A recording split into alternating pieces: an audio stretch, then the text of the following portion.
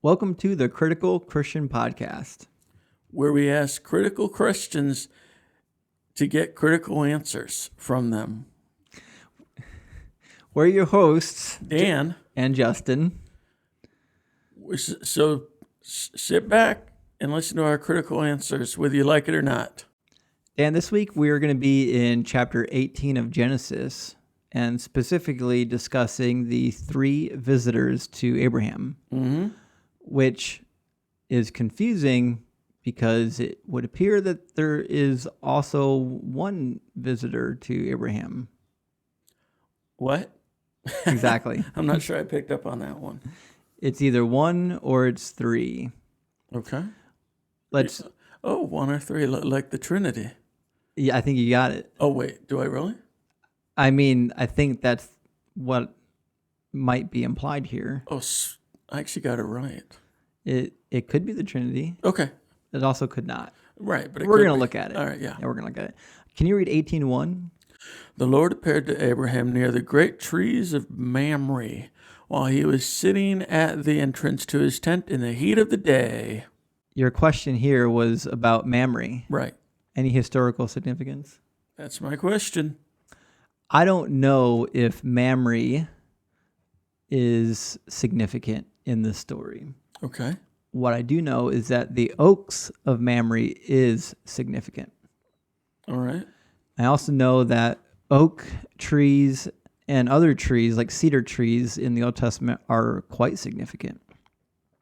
So we are going to read some passages about oak trees, and I think you're going to be surprised.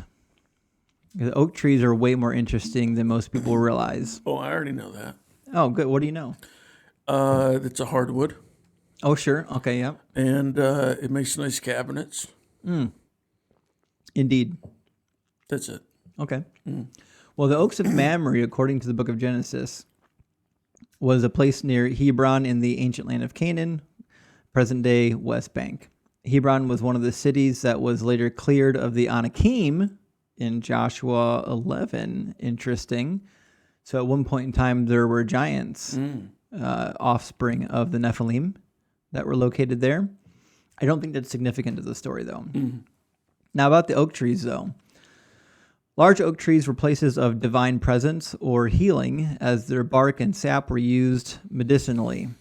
Bark extract was used as an antiseptic as well as a cure for various skin ailments, and it's also been used to treat gastrointestinal issues. Is that real?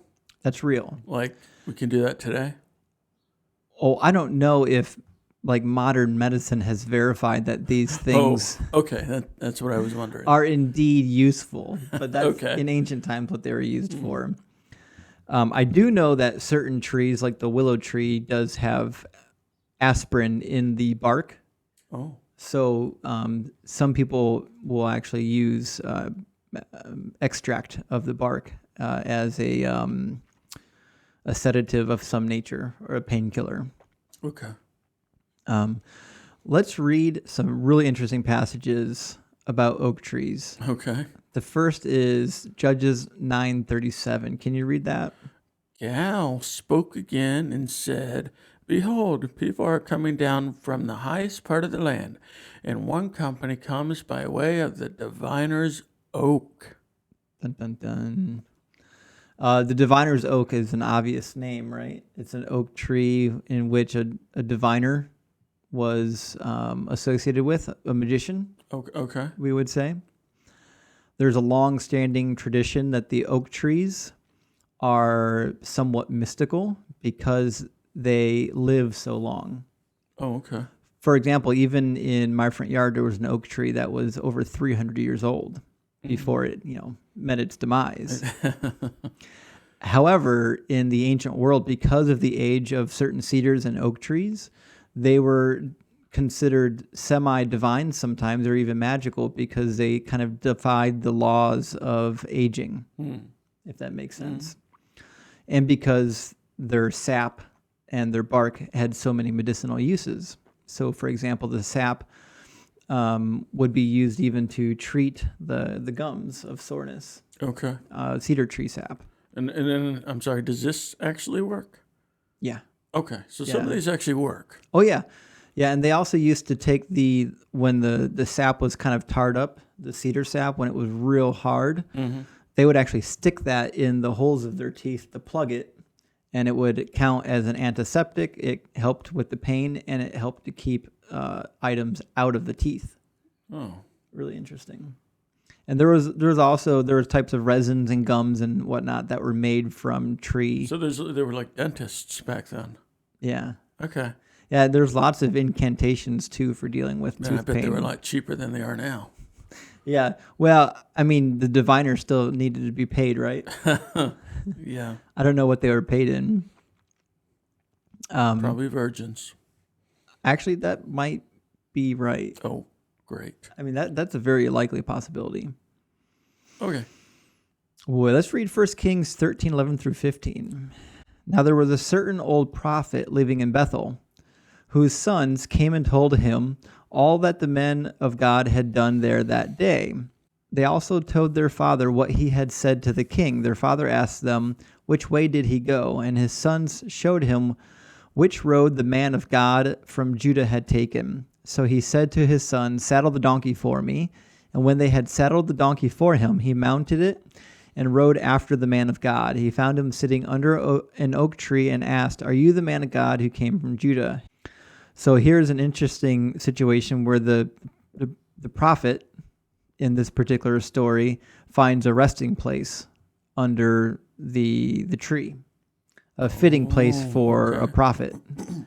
Was he dealing business at the tree? Was he waiting for somebody else to come and find him? Was that his station? Much like the judge sat at the gate of the city? It would actually seem to be that way, according to a number of ancient texts. Can you read Joshua 24:26? And Joshua wrote these words in the book of the law of God. And he took a large stone and set it up there under the oak that was by the sanctuary of the Lord. So here we see in Joshua, there's actually a sanctuary dedicated to Yahweh that was underneath an oak tree. So there seems to be a religious connection to these trees. And we see in Hosea 4:13, they offered sacrifices on the tops of mountains and burn incense in the hills, under oak, poplar, and terebinth, because their shade is pleasant. Therefore, your daughters play the harlot and your brides commit adultery.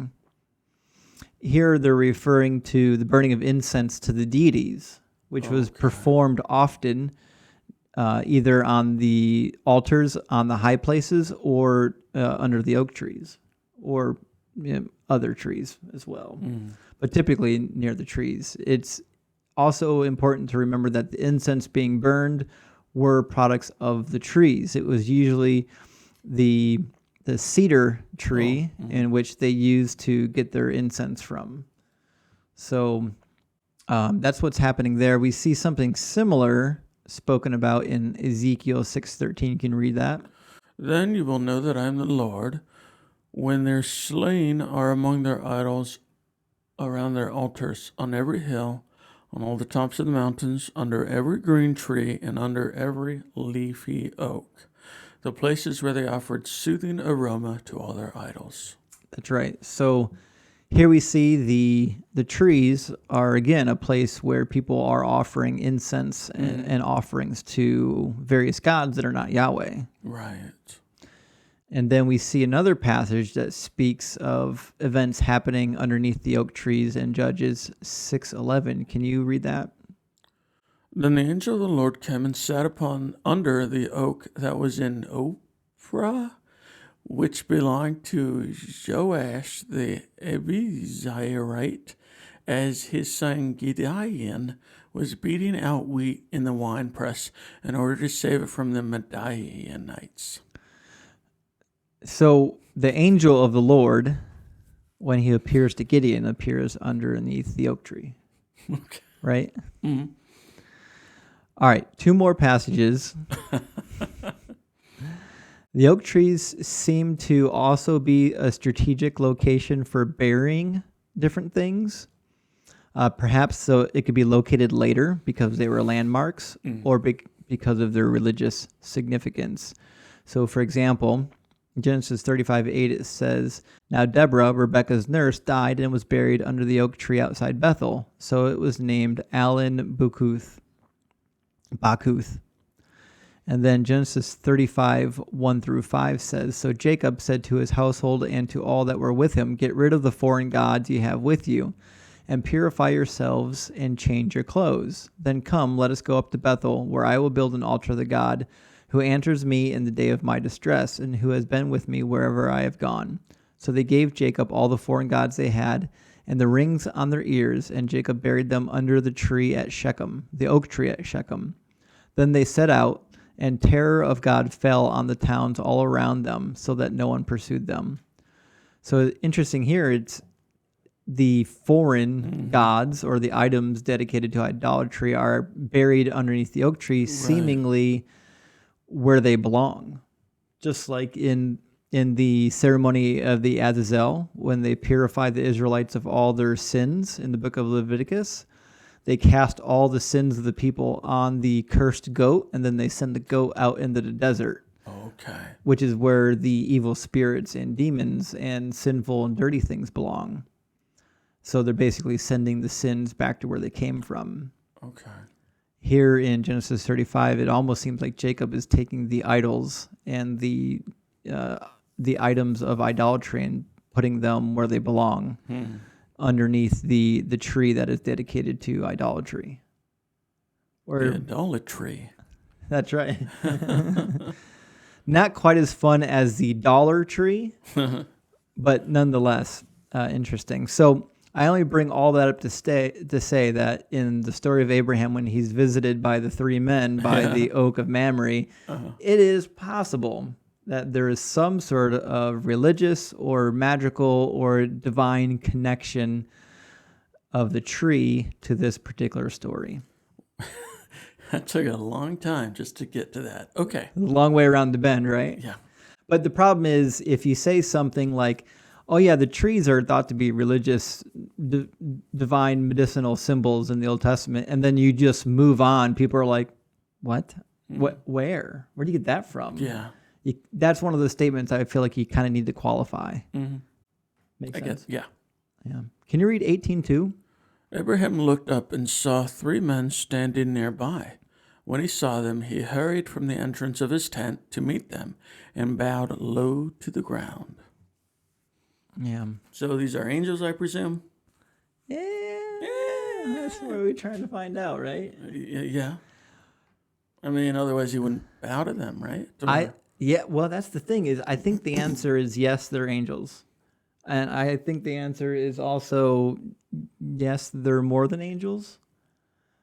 I know. Okay. So when we think of angels, we often think generically of just these winged human-like figures. But I think in this particular passage, we may want to disconnect that thought. So here in the passage, it doesn't refer to them as angels. It refers to them as men.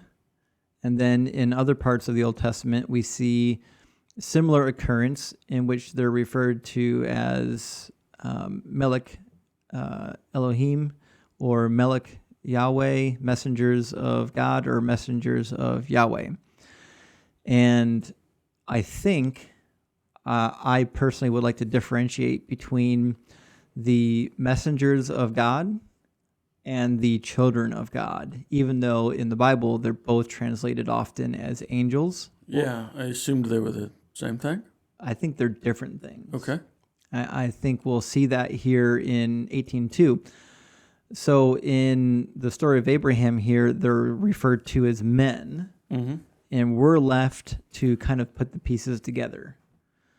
So let me first point out that... You know what I think? I think there were no female angels. It kind of seems that way. Which is why they came down to have sex with our women. I think you're right. Okay. We don't see a single female angel in the scriptures. That's true. Not a single one. Which is odd, since are we to assume that God was not able to have female children? Since the angels are typically the children of God, right? I mean, he made Adam, and... Well, he created. He didn't procreate Adam. Right, no. But Yeah. the only reason women exist is because Adam needed someone, right? Yeah, I that's mean- true. So maybe the angels didn't need anyone, Maybe. except for the fact that they clearly did. Since Right. of all that, Right. naughty business. All right. So to me, it seems clear that the messengers of Yahweh, or the men in this story, are a manifestation of Yahweh. Oh, okay. And so we're going to justify this now. In verse 1, it says, the Lord appeared to Abraham near the great trees of Mamre. The Lord, Yahweh. In verse 13, Yahweh is said to be speaking with Abraham. Quote, then the Lord said to Abraham.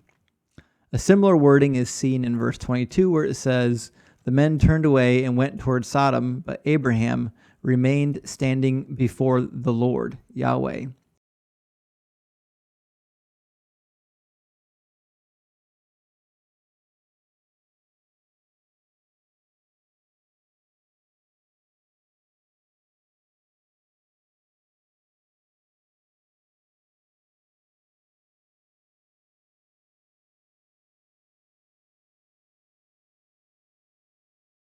Even more interesting, the messenger of Yahweh appears to Hagar in human form and speaks to her as if he is Yahweh himself. We see this in Genesis 16, 7 through 10. The angel of the Lord found Hagar near a spring in the desert. It was the spring that is beside the road to Shur. And he said, Hagar, slave of Sarai, where have you come from and where are you going? I am running away from my mistress Sarai, she answered. And the angel of the Lord said to her, go back to your mistress and submit to her. The angel added, I will increase your descendants so much that they will be too numerous to count. So here the angel is literally speaking as if they are the Lord. I mean, I get that, but it's very possible he's just speaking for God, Sure. Now read Genesis 16:13 for me. Okay. She gave this name to the Lord who spoke to her. You are the God who sees me. For she said, I have now seen the one who sees me. Right, yeah. You probably wouldn't say you are the God to an angel, right? Right. That's fair. And she specifically says, I have seen visually with her eyes, right? Mm-hmm. Now, it could be an idiom for, I have seen, I've seen the light, or, Right. It's been made aware to me. Right. Also, in Judges 6:20 through 23, we see a really striking parallel when the Lord appears to Gideon. Can you read that for us? The angel of God said to him, take the meat and unleavened bread, place them on this rock and pour out the broth. And Gideon did so. Then the angel of the Lord touched the meat and the unleavened bread with the tip of the staff that was in his hand. Fire fled from the rock, consuming the meat and the bread, and the angel of the Lord disappeared. When Gideon realized that it was the angel of the Lord, he exclaimed, Alas, sovereign Lord, I have seen the angel of the Lord face to face. But the Lord said to him, Peace, do not be afraid, you are not going to die. Right. So he says, I've seen the angel of the Lord, but the scripture says, the Lord said to him, Yahweh said to him. The same pattern emerges in the Elijah narrative, which is in 1 Kings 19, also to King David in 1 Chronicles 21. It seems obvious that God could take on the human form, or that the messenger of Yahweh was so much a representative of his word that they were granted the same level of reverence. This would make sense of the Abraham narrative, where multiple messengers are referred to as Yahweh, or the two that visited Lot. Because they bear the literal words of the Lord, they are manifesting the presence of the Lord. This is in keeping with the importance of the spoken and written word in the ancient Near East, where nothing existed until it was spoken or named. Here's a short snippet we'll end on from the Enuma Elish that will demonstrate the importance of words. When the skies above were not yet named, nor the earth below pronounced by name, Apsu, the first one, their begetter, the maker Tiamat, who born them all, had mixed their waters together, but had not formed pastures nor discovered reed beds.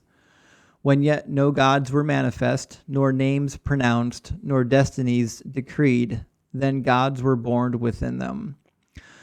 So in the ancient Near East, and just a summary here, nothing existed until it was spoken, and no objects existed until they were named.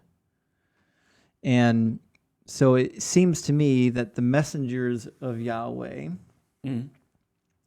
are either A, manifestation, or possibly B, were, because they bore the word of the Lord, they were treated as though it was the actual Lord in front of them. Yeah, I get that. Yeah. Because if you carry the word of the Lord, you are in essence carrying the Lord with you, right? Right. So I think that confirms your opinion that you stated earlier, that they're treated as though they are the Lord, not because they physically are a manifestation of the Lord, but because they bear his name and his word. Mm-hmm. That makes sense. And I think that accounts for why we see multiple instances, both of 3, 2, and 1 appearances of the men or the angel of the Lord, but they're all referred to as Yahweh. Oh, yeah. Okay, I get what you're saying. Because either he's a singular, or he's a dual, or he's a trinity, right? Are we to assume that in one case God appeared as a singular, but then in the other case it was dual? Well, if it's dual, was it with the Holy Spirit and Jesus, or the Holy Spirit and Elohim? And then why appear in dual to Lot, but in a triplet to Abraham? I think it makes more sense that these are treated as though they are the Lord because they're representatives of the Lord, not because they're physical manifestations of the So Lord. they're angels. Yeah. Like what? Yeah. Exactly. So children of God, messengers of God, are angels. Well, Is that what you're saying? I would say that the messengers of God are probably a special subset of the angels. Like higher up? Maybe. Like Gabriel and Michael and all them? Yeah, You like know, archangels. Yeah, that's a good word for it. Maybe like an archangel. And later rabbinic writings and intertestamental writings do declare that the angel of the Lord is in fact Michael the archangel. So that is something that happens. Stuff that isn't in the Bible, but right. What's that from then? Well, authoritative writings. The archangel Michael shows up all kinds of places, like in the Dead Sea Scrolls, in the Book of Enoch, in the Testament of Abraham and Levi. I think. I mean, there's a ton of places. The intertestamental period was wild with angelology. I'm sorry, what does intertestamental period mean? That was the period between the books of the last prophets and the New Testament. So like Malachi, right? Yep. Okay. Yeah. So that's kind of like, we call it the silent period, because there was no prophecy for 400 years. Except there were a lot of books being written. There was a ton of books being written. Okay. And they really went into describing all the angels, their names, their roles, how they interacted with other people throughout the biblical text. How much of that do you think is, real? Mm-hmm. As real as the Bible, I guess, you know? None of it. Oh. But what? The early Christians thought it was real. Okay. I mean, they quoted from those books. Right. They quoted from Jasher. They quoted from Enoch. I mean, there's definitely the early Christian movement definitely relied on the apocryphal and the apocalyptic texts, and that's definitely clear by what we see in the Dead Sea Scrolls. But nevertheless, let's read 18:8. You had a question. Sure on did. 18:8. All right. He then brought some curds and milk and the calf that had been prepared and set these before them. While they ate, he stood near them under a tree. Mm-hmm. It's always weird to see angels acting so human. They have free will. They can eat. They can drink. What really differentiates them from us? I mean, In many ways, I feel like an angel is just like a better version of a human. In fact, after death, how will humans and angels even differ? Will there be a need for them? Yeah. I think the question whether or not they are angels or manifestations of Yahweh we've already addressed. Nevertheless, they appear to have a need for food, according to Psalm 79. Yeah. Oh, okay. Psalm 79, 24 through 25 states, He rained down manna for the people to eat. He gave them the grain of heaven. Human beings ate the bread of angels. He sent them all the food they could eat. Yeah, I don't know. I mean, that Metaphorical or literal? it does seem metaphorical, just bread from heaven, from God. You know what I mean? So Well, I'm not sure that's a smoking gun. It does say human beings ate the bread of angels, Right. right? Right. It's hard to know if this means the angelic beings required food or not, but if the gods require feeding via sacrifice, then certainly the children of God, aka angels, require food also. But if there is a special bread in heaven already, why the sacrifices? Are these better than God's handmade bread? Yeah.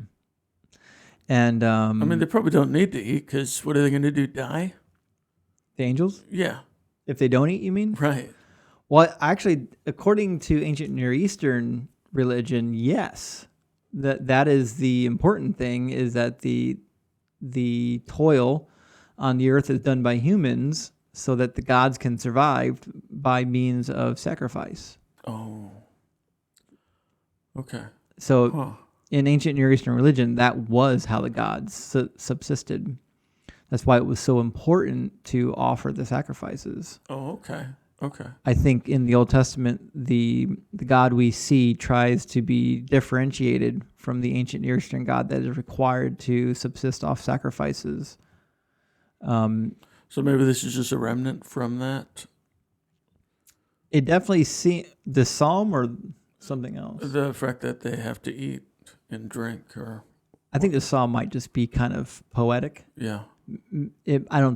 I tend not to treat the Psalms as though they are authoritative discourses, Right, I get that. because you have to give them a poetic license, right? So, but this was the only thing I could find in the Old Testament about angels actually having consumed food in heaven, although they at least consume food on the earth.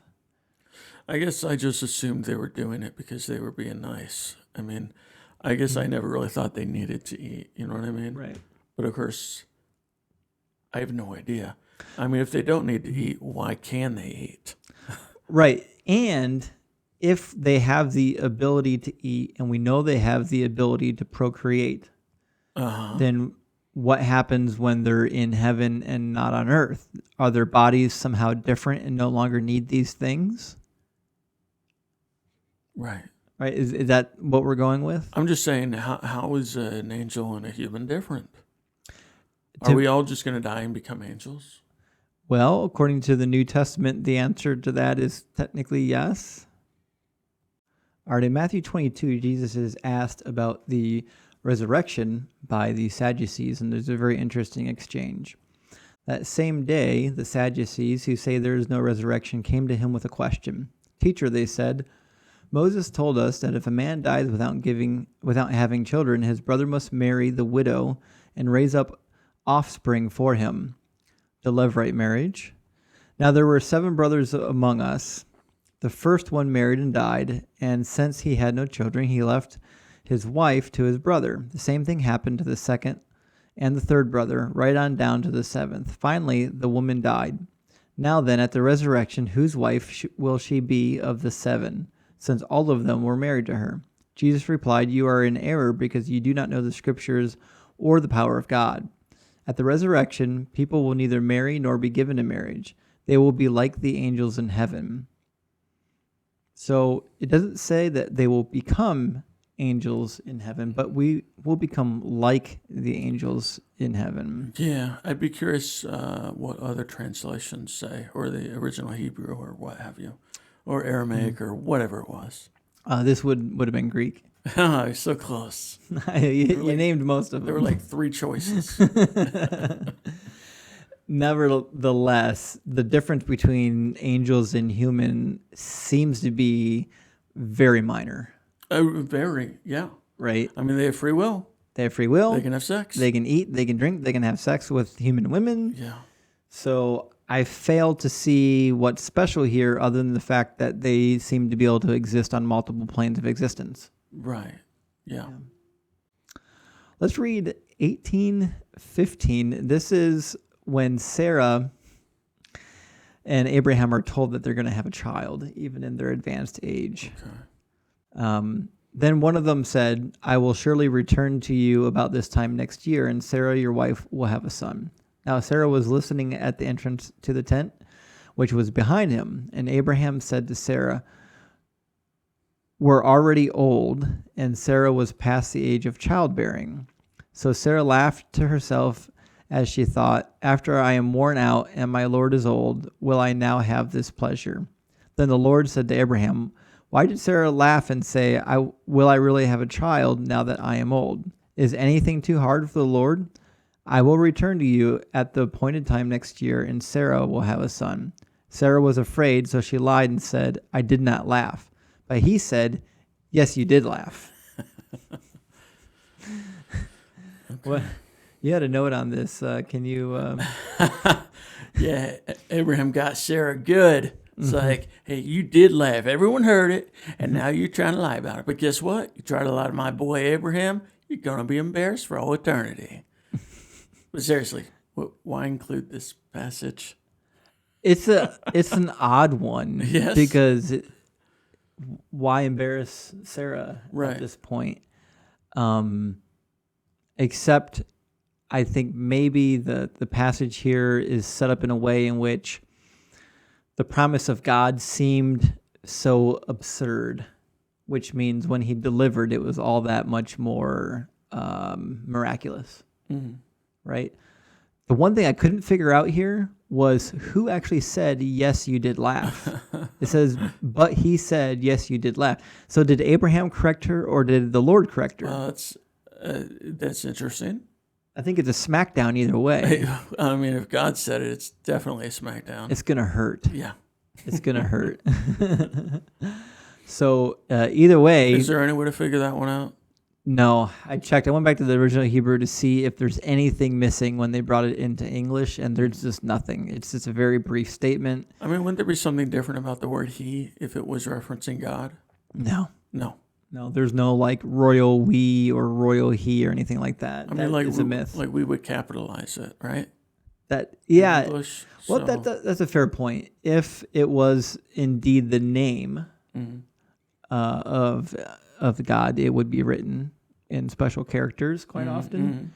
But if it's a pronoun like he or she or whatnot, they don't do anything special with that. Yeah. All right. In fact, with a word like he said, it's actually, it says 2 words here, he said, but in Hebrew it's technically just 1 word. Okay. So there's really no way to differentiate what type of said it was other than it was a male voice. Oh, yeah. Gotcha. All right. Yeah. Not helpful. So with that, I think we've concluded all the thoughts we wrote down on the 3 visitors that came to Abraham and Sarah. Were there any other questions or thoughts that we need to go over? Doesn't really look like it. I mean, they'll be coming back in the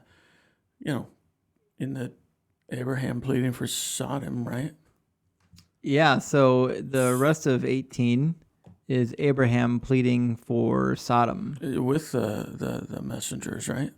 Yeah. So there's more to the story. The messengers are about to bring a message of woe to the people. Yeah. A lot of woe. It looks like we're going to be covering that next week. Of course. Hey, we'll get through Genesis by Christmas half a chapter at a of time. next year. Well, last week we did 2 chapters. That's true. We're doing good. We're doing good. It's just in order to do the story of Sodom and Gomorrah justice, I feel like we need to take that as a separate chunk. Because there's just a lot there. There is, yeah. We're going to talk. I got a lot to say about it. Yeah, we're going to talk a lot about that. And it's a story that we don't want to pass over and cut snippets out like we did with the 3 visitors to Abraham to announce the birth for what, the 3rd time? Is this the 3rd time God has told Abraham he's going to have a son? Wait, is that the only reason they came down there?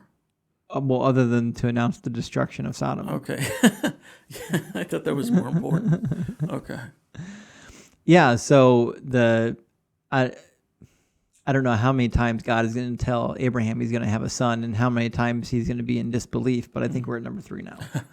Okay. Maybe So- just one more. Yeah. I mean, is there? I don't know. I don't know. I know we haven't read the rest of 18, 19, or 20 yet, That's so right. I guess we'll find out. Yeah. Anyways, thank you for listening. Like and subscribe. If there are any questions about the 3 visitors to Abraham, we would love to hear them and see if there's items of interest that we've missed or things that can be added to this particular narrative.